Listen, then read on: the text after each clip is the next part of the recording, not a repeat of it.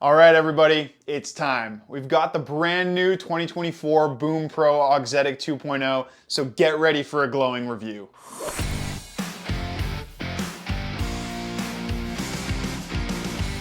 Hey everybody, it's Luca from Rackets and Runners. So here we are, about 6 months after I said I was switching to the Head Boom Pro, about to review a racket that really didn't make that big of a splash when it was first released in 2021. To be honest, I kind of understand why. Head is not the best at hyping up the marketing behind a product, plus they already have like 16 billion different models, so the Boom Pro kind of got swept under the carpet for a lot of people. The other thing is, this is a very unique racket. That's part of why I like it so much, but that's also why it's not as instantly likable as other rackets with similar specs. It takes a second to get used to the quirks of the Boom Pro, but you're going to sense a theme during this review. When you do get used to them, well, this is truly a weapon. But before we get into any of that, let me remind you that any of the rackets we talk about here you can check out on our website, racketsandrunners.ca. And please remember to like the video, subscribe to the channel, and let me know in the comment section what you want me to cover next. I'm not gonna lie, I'm pretty excited for this one. I know I kind of left you all hanging when I said, yep, I'm switching to the Boom Pro and then never talked about it again,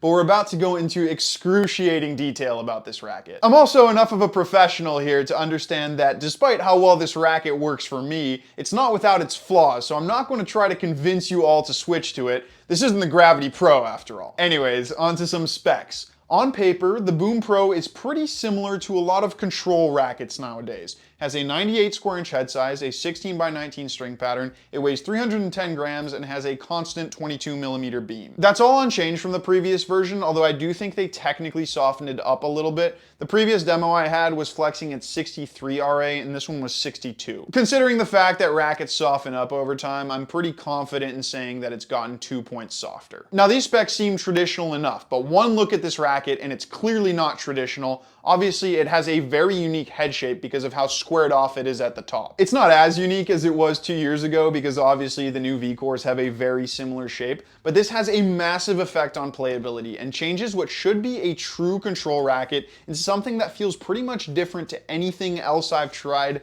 Well, sort of, other than the V-cores. We'll get into all of that, but obviously the major change coming from the previous one I probably don't even need to tell you about because it's just what Head does with all their rackets, but it's a tech change from Auxetic to Auxetic 2.0.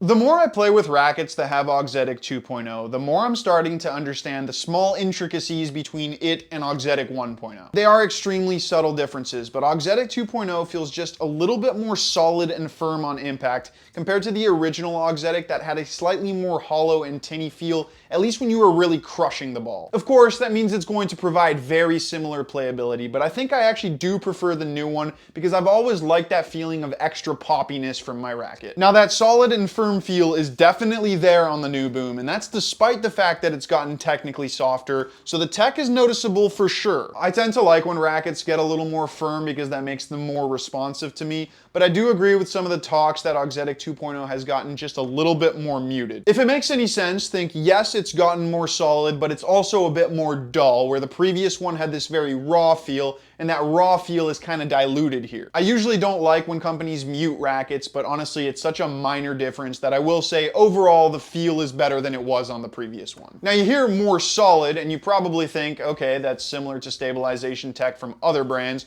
and the answer is yes and no. Auxetic 2.0 does add a bit of stability, but it's less in your face and less intrusive on the overall playability here. For example, if you were to compare a current blade to a 2011 blade, you'd be like, wow, what the heck, this is wild. It's not that big of a change here. Honestly, that's about it with the changes. Obviously that difference in feel is going to have some effect on power, spin, and control, but it is quite minor. The rest of this review is basically just going to be a conversation about why the Boom is so darn good.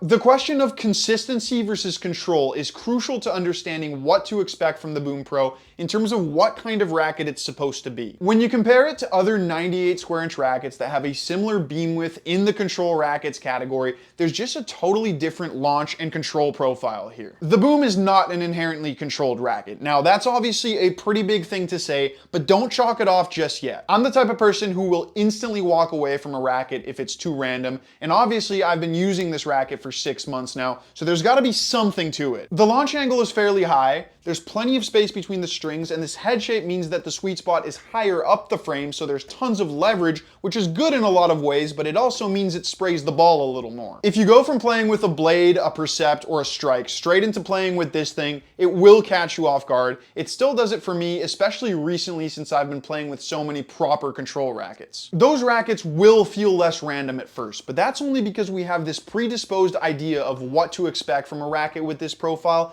and once you get used to this, you'll realize that it actually is remarkably consistent, which will eventually translate to good control. It still has a constant beam, so the flex is buttery smooth and uniform. You feel every bit of the ball during dwell time. The entry and exit points are extremely well defined, as you would expect from any 22mm beamed head racket. Those are key ingredients for the type of control that involves feeling confident in how the ball is going to leave the racket, so the Boom has consistency. It's just consistently a little more launchy than other control rackets. Now all that is to say that yes, you'll eventually get dialed into the Boom Pro like you would any good control racket, but that doesn't mean it's as good for all-around control as some of its competition. Consistency is one of the things that makes up good control, but the Boom only really becomes consistent when you're swinging big, and one of the things that makes other good control rackets so special is that you can slow down your stroke and hit with soft, more precise control. With rackets like the Blade and the Percept, you can use slower paced, precise control shots to kind of reset the point and take a quick breather. With this thing, when you slow it down, it does get a little more random. That's because there's so much mass concentrated higher up the frame that you're basically playing with something that feels longer than 27 inches, so everything gets a little clunkier, and that means you need more swing speed to get the same sensation of control. Now, a racket that feels relatively longer than it actually is, well, that may mean it's a little more difficult to control, but when you're swinging it fast, you can absolutely get a hold of the ball, and of course, that also means fantastic stability. Stability. How do we usually achieve it? Well, by adding weight, and the most efficient way to stabilize your racket is by adding weight as far up the frame as possible. Basically, this head shape moves the sweet spot a little farther up the frame, which is effectively doing the same thing that adding weight would do without actually adding that weight, because this racket swings at 320 strung, and that is insanely low for how stable it feels. And like I said, it's not stability because of some artificial stabilizing material in there. The Boom plays relatively longer than it actually is. That's how they're getting such impressive stability. It really is similar to the new V-Cores, where those rackets are so much more stable than they were previously. This head shape is not without its flaws, but stability has to be the most impressive thing. Now, combine that great stability with the crazy amounts of leverage you get with a higher sweet spot, and this is probably the most powerful constant beam mid-plus racket I've ever tried, and honestly maybe even the most powerful 98 other than the Pure Drive 98 and V-Core 98. You can absolutely annihilate the ball with the Boom Pro, and really going for big winners from the baseline is this racket's bread and butter. When you're going big, you want your racket to be consistent, but you also want it to pack a punch and launch the ball when you tell it to. Sometimes control rackets feel a little flimsy when you're really going for it. That's something you can usually change by adding a bit of swing weight, but the Boom Pro in stock form is insane. I mean, seriously, if I had to pick one characteristic that made me think, okay, this might actually be worth a change, this racket has similar power to proper power rackets, but then it has such amazing feel that you can only get with a thin constant beam. Those two don't usually go together, and combined, it makes for this feeling of invincibility when you're on top of your game. That's pretty special. Also, power on serves and stability on returns. I don't want to sound like a broken record, but yeah, they're really quite something with this racket. If you properly catch the ball at the top of your toss, it feels like you can smack it down so hard because you can reach a little higher. Now do make sure you dial that in and only do that on first serves. This racket makes you want to do that, and it responds extremely well when you do it properly, but it's not just going to magically make your technique better.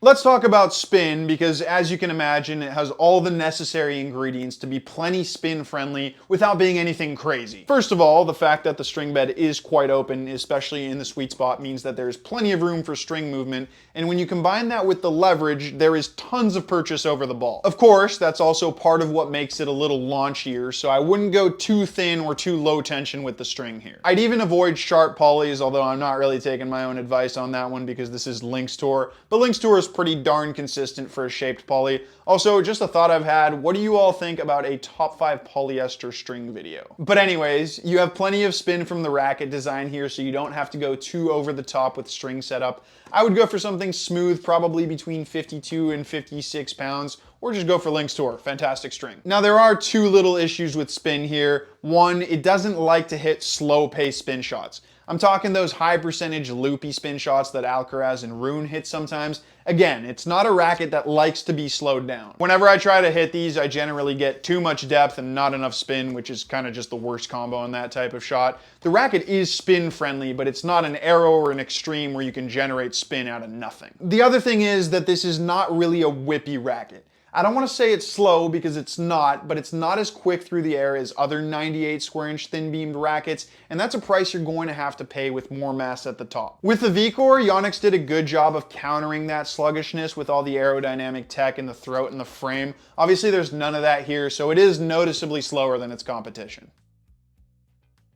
We're gonna call these the boom-isms. It's not all good with this racket, and that unique swing pattern does still kind of irk me a little bit. I know it seems like a minor issue, and it's not really something that hurts my game, but I like the way a classic 98 feels swinging through the air. Because there's so much mass concentrated near the top, and that basically makes it feel longer, you don't have as much control over the racket face, or at least not as much of an ability to give it little tweaks here and there. That tweakability is probably the most important thing when you're going for a touch shot like a drop shot, and I just don't feel as confident with the Boom for anything that involves the more subtle side of tennis, which is usually an area that thin beam 98s excel in. And yes, the slice is unfortunately included in that, especially because it has a higher launch. This isn't a racket you're going to be pinging lovely low-hanging slices with. It just doesn't have that finesse side to it. It's like a hammer. More mass up there means great all-out power, but you're not building a house of cards with a hammer. What in the world was that metaphor? Anyways, that lack of maneuverability also isn't great at the net, but I will say the fact that it's so stable is good for volleys, and that leverage is awesome for putaways.